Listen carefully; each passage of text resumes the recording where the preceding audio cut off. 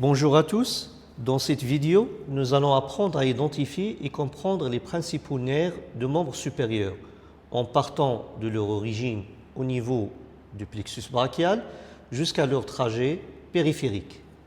Regardez ici, vous voyez ce magma de fibres nerveuses entremêlées, c'est le plexus brachial.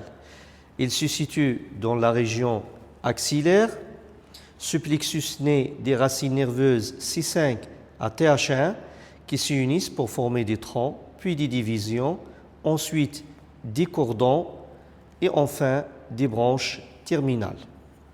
Sur cette maquette, on reconnaît ici l'artère axillaire avec les trois cordons qui sont disposés autour de l'artère axillaire. Le cordon latéral, en avant et en dehors, le cordon médial en avant et en dedans, et le cordon postérieur en arrière de l'artère axillaire. Commençons par le cordon postérieur qui donne naissance au nerf axillaire et au nerf radial. Ici, on reconnaît le nerf axillaire. Ce nerf quitte le creux axillaire en passant par l'espace quadrilatère du Velpeau et il réapparaît ici en contournant le col chirurgical de l'humérus, ce qui le rend vulnérable lors des luxations de l'épaule ou des fractures de col de l'humérus. Passons maintenant au cordon latéral. Il donne naissance au nerf musculocutané, c'est un nerf mixte. Ce nerf perce le muscle coracobrachial et descend entre le muscle biceps brachial et le muscle brachial antérieur, puis émerge au niveau du coude sous le nom du nerf cutané latéral de l'avant-bras. Le nerf musculocutané est le nerf de la flexion du coude. Il innerve le muscle coracobrachial, le muscle biceps brachial et le muscle brachial antérieur. Il a aussi un rôle sensitif pour les faces antéro-externes et postéro-externes de l'avant-bras.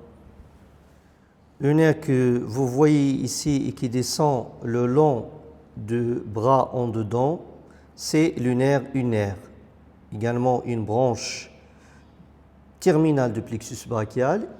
Ce nerf ulnaire provient du cordon médial.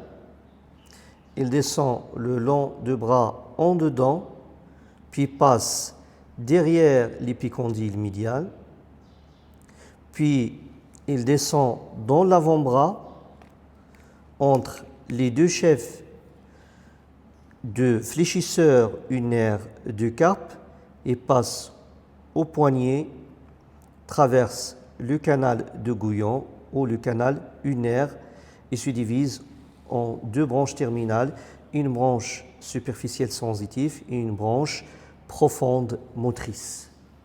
Il innerve la plupart des muscles intrinsèques de la main, c'est-à-dire les interosseux palmaires et dorsaux, tous les muscles de l'éminence hypoténare, les deux lombricaux médiaux, et au niveau de l'éminence ténare, il innerve le muscle adducteur du pouce et le chef profond du court fléchisseur du pouce. Ici, on reconnaît le nerf médian qui est formé de deux racines, une venant du cordon latéral et l'autre du cordon médial, et qui vont s'unir en avant de l'artère axillaire pour former le nerf médian, qui descend au milieu du bras, puis pénètre dans l'avant-bras, puis il va pénétrer dans l'avant-bras, entre les deux chefs du muscle rempronateur et passe sous l'arcade fibreuse du muscle fléchisseur superficiel du doigt, puis au niveau du poignet, traverse le canal carpien sous le rétinaculum des fléchisseurs. Les principales zones de compression du nerf médian sont au niveau du poignet, le canal carpien, ce qui va donner le syndrome du canal carpien, et au niveau du coude, lorsqu'il passe entre les deux chefs musculaire de rond pronateur, ce qui va donner le syndrome de rond pronateur. À sa sortie du canal carpien, le nerf médian va s'épanouir en plusieurs branches dans la loge palmaire moyenne. Il va donner donc 3 nerfs digitaux palmaires communs et une branche musculaire pour l'éminence ténare. Cette dernière donne un rameau pour le muscle court abducteur du pouce, un rameau pour le muscle opposant du pouce et un rameau pour le chef superficiel du muscle court fléchisseur du pouce. Le nerf médian assure essentiellement la flexion et la pronation de la main et la pince policidigitale. C'est le nerf de la préhension fine et du geste précis. Enfin, le nerf radial, qui est aussi une branche terminale du plexus brachial, issue du cordon postérieur. Elle descend en arrière de l'humérus dans la gouttière radiale, puis rejoint la face antérieure du coude.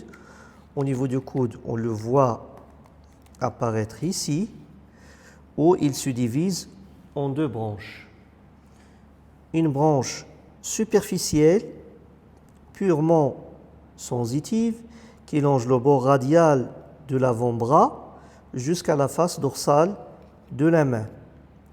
Et une branche, regardez ici, qui est profonde, qui passe en profondeur de l'avant-bras et qui traverse le muscle supinateur et qui réapparaît ici à la face postérieure, la branche motrice profonde au nerf ici interosseux postérieur et qui va énerver tous les muscles extenseurs du poignet et des doigts.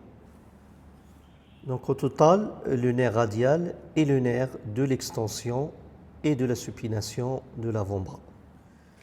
Comprendre les nerfs de membres supérieurs, ce n'est pas seulement suivre des trajets, c'est saisir la logique du mouvement.